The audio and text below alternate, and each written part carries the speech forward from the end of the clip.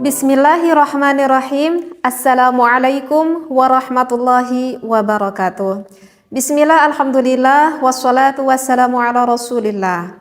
Mudah-mudahan kita semuanya selalu berada di dalam rahmatnya Allah. Amin ya Allah ya rabbal alamin.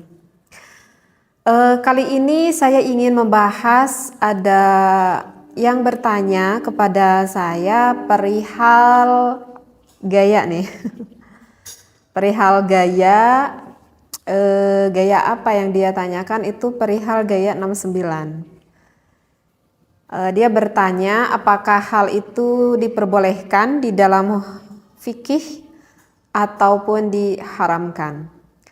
Sebelumnya mohon maaf sekali ya jika didengar akan apa yang saya jelaskan misalkan agak sedikit tabu begitu ya, karena saya membahas hal yang seperti inilah gitu, yang mana bagi sebagian orang mungkin hal ini cukup tabu didengar, tetapi jangan berpikir negatif karena apa yang saya sampaikan ini adalah dasar ilmu yang ingin saya sampaikan.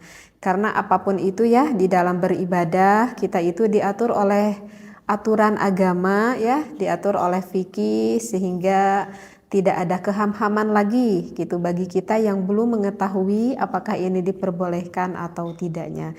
Jadi sekali lagi ya, jangan berpikir negatif akan apa yang saya sampaikan ini ya.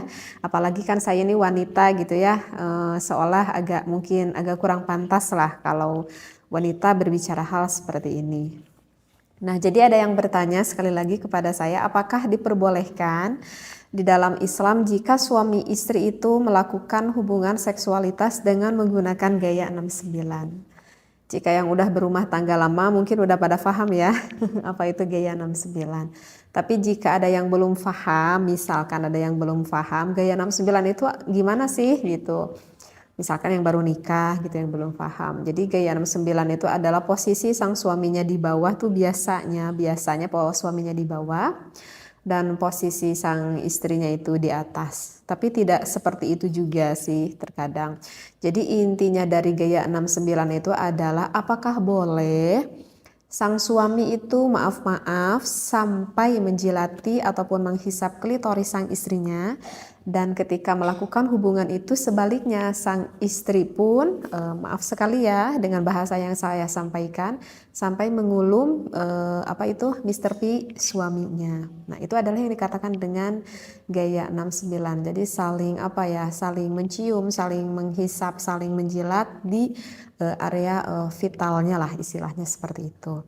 Nah, apakah itu diperbolehkan atau diharamkan? Saya di sini berbicara tentang ilmu fikih, bukan ilmu akhlaknya ya. Sekali lagi saya tekankan, saya di sini adalah menjawab dari ulama fikih, bukan menurut perihal ilmu akhlaknya seperti itu. Nah, kalau di dalam ilmu fikih itu banyak ya sebetulnya saya temui di dalam beberapa kitab seperti itu, yang mana jumhurul ulama itu mayoritasnya membolehkan seperti itu.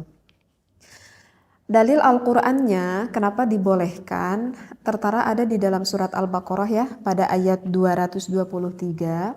A'udzubillahi minasyaitonirrajim. Nisa'ukum harthul lakum fa'tu harthakum anna syi'tum. Wallahu a'lam bil muradi. Jadi kan di lafaz itu dikatakan nisa'ukum. Nah, gitu kan?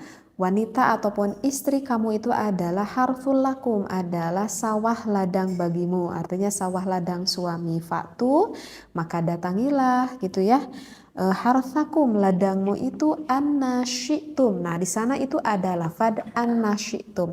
Kalau kita lihat di tafsirnya, lafad annasyitum itu bermakna aimin ainasyitum. Jadi bermakna artinya aimin ainasyitum itu kita boleh melakukan di mana saja seperti itu. Artinya ya di tempat yang diinginkan oleh suami dan juga istri.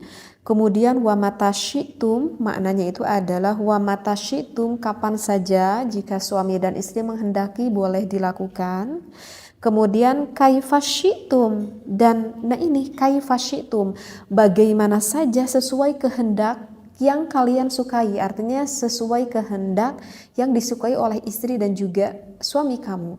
Jadi ini yang salah satu dasar referensi ayat Al-Quran yang mana membolehkan kita melakukan gaya 69 itu, karena tidak ada larangan di sana. In kana dzalika min simamin wahidin, jika ada dari lubang yang satu. Nah, di sini adalah penekanan yang jelas asal masuknya itu ke lubang yang satu, yaitu ke lubang vagina sang istri. Nah, jadi dalil Al-Quran ini yang menunjukkan bahwa suami boleh bersenang-senang dengan istrinya dengan gaya apapun selama suami dan istrinya itu saling suka, saling meridhoi, tidak ada keterpaksaan antara suami dan juga istri. Nah, itu yang perlu digarisbawahi.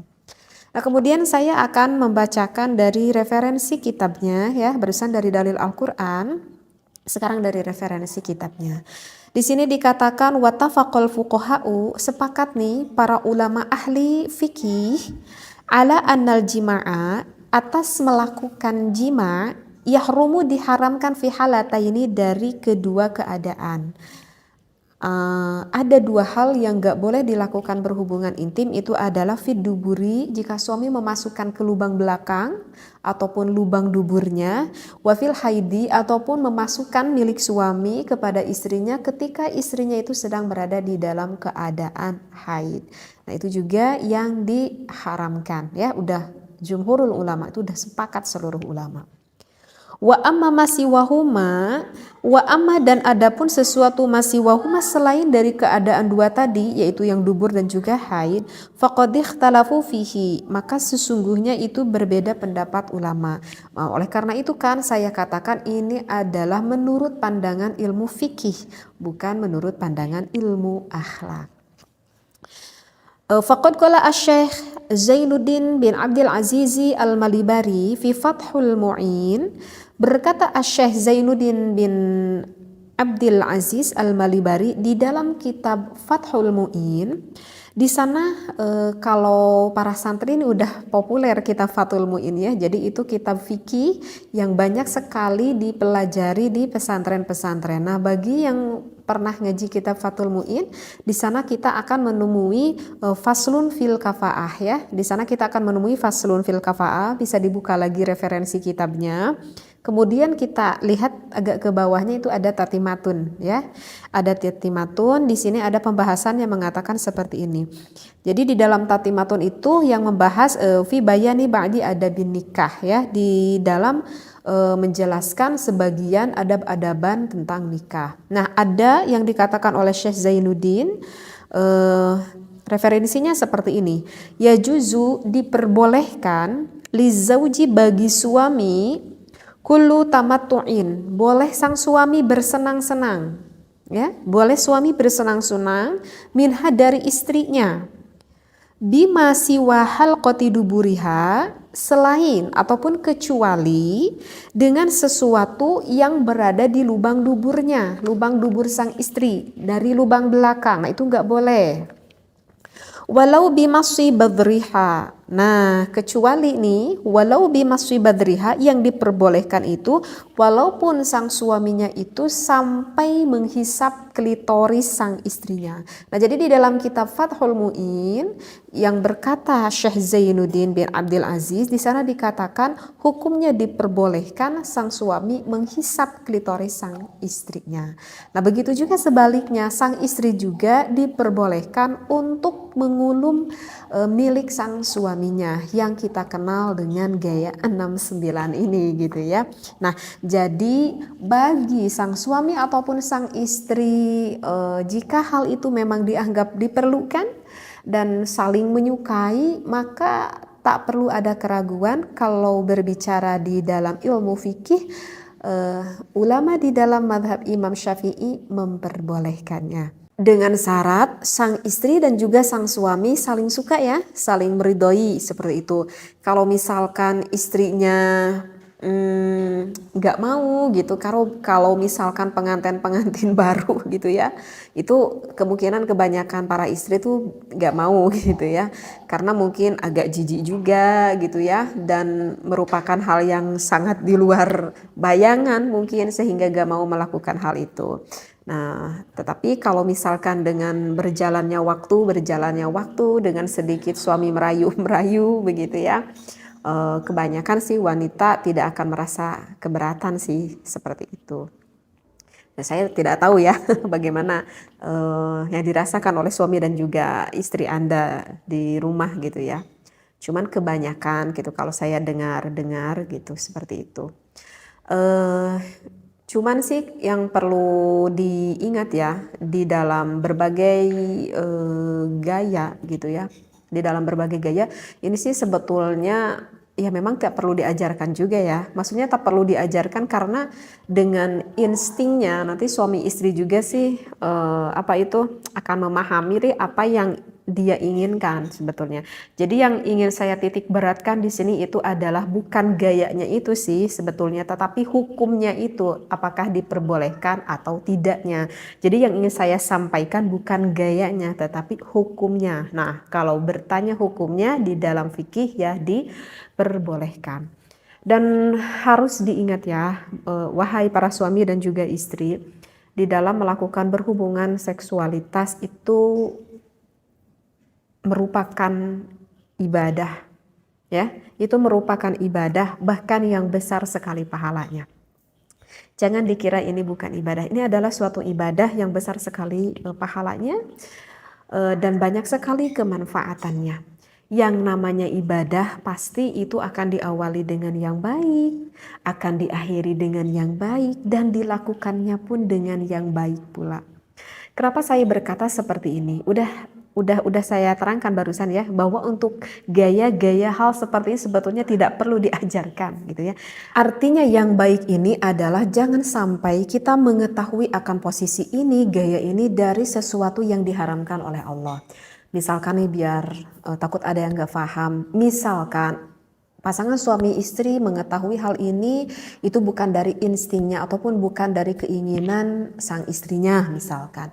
Tetapi hal itu diketahui oleh suaminya itu misalkan, maaf ya, itu dikarenakan sang suaminya itu sebelumnya itu melihat dulu film porn gitu ya. Paham ya maksudnya film porn. Jadi kalau misalkan sang suami mengetahui ini dari film porn, berarti kan yang dia ketahuinya itu bukan dari hal yang positif. Artinya yang dia ketahui itu dari hal yang negatif. Maka itu tidak akan menjadikan sebuah ilmu. Dan apakah akan mendapatkan efek negatifnya? Iya, akan mendapatkan efek negatifnya. Karena terkadang ada yang bertanya juga kepada saya itu seperti ini, apakah boleh nih bagi suami istri karena agar menambah ilmu, dia berniatnya baik nih, ingin menambah ilmu, bagaimana sih gaya-gaya gitu ya, ataupun dia ingin mendapatkan gairah seksualitas dari sang suami dan sang istrinya, tapi aku lihatnya sama istri kok bareng-bareng gitu kayak kata suaminya. Apakah itu diperbolehkan atau tidak? Maka jawabannya itu adalah tidak diperbolehkan walaupun sang suami dan juga sang istri melihatnya bareng-bareng, walaupun punya niat, perasaannya, niatnya itu adalah baik karena ingin membangkitkan gairah syahwatnya, ataupun bertujuannya baik menurut dirinya karena ingin menambahkan ilmu menurut pemikirannya, tetapi itu adalah apa yang dia pikirkan itu adalah mencari dari hal yang diharamkan. Maka sesuatu yang dicari dari hal yang diharamkan oleh Allah, maka hasilnya pun nanti tidak akan baik. Berbeda dengan saya mengetahui misalkan posisi ini gitu ya, misalkan ataupun posisi yang lain, tetapi saya mengetahuinya itu adalah dari ulama, dari kitab. Saya dikaji ini waktu saya di pesantren gitu ya, saya dikaji gitu ya. Nah itu berbeda lagi, itu memang pure dari ilmu, bahkan itu akan mendapatkan keberkahan seperti itu ya. Jadi yang saya maksudkan memang hal seperti ini nanti dengan sendirinya para suami istri itu akan memahami dan mengetahui. Hanya saja yang harus kita ketahui adalah hukumnya itu. Apakah hukum yang kita lakukan ini betul atau tidak. Agar kita tidak terjerumus akan sesuatu yang diharamkan oleh Allah. Nah kalau misalkan kita gak boleh lihat dulu film foreign itu alasannya kenapa gitu ya. Karena kalau saya nerangkan sekarang nanti panjang lagi ya pembahasannya. Insya Allah nanti akan saya khusus membahas tentang hal itu ya. Jadi apa yang saya disampaikan sekali lagi mohon jangan berpikir negatif begitu ya, ambil positifnya, ambil ilmunya supaya kita tidak terjerumus akan apa yang tidak diridhoi oleh Allah Subhanahu wa taala. Wallahu a'lam wa billahi taufiq wal hidayah. Wassalamualaikum warahmatullahi wabarakatuh.